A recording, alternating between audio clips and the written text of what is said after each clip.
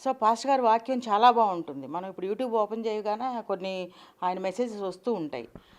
అది యాక్చువల్‌గా ఆయన మాట్లాడేటప్పుడు ఎవరో ఇంతకుముందు ఒక ఎగ్జాంపుల్ చెప్తూ, అంతకుముందు ఎవరో అన్న దాన్ని ఆయన రిపీట్ చేశారు. హ్మ్. ఒకసారి ఒక పాస్టర్ గారు అని అలా చెప్తూ అన్నారు. కానీ యాక్చువల్‌గా పూలు, పండ్లు ఇలాంటివి చాలా పవిత్రమైనటువంటి అంశాలు.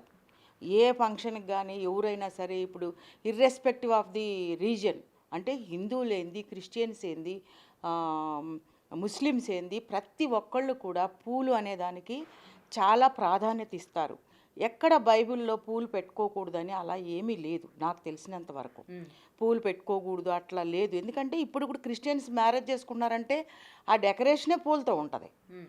సో, వాళ్ళకి కూడా రిసెప్షన్ రోజు చక్కగా పూలతో చుట్ట వేస్తారు, జడలు అల్లుతారు. అవన్నీ ఈ అలంకరణ అనే దానిలో ప్రథమ స్థానాన్ని పూలనేటువంటివి ఆక్యుపై చేశాయి.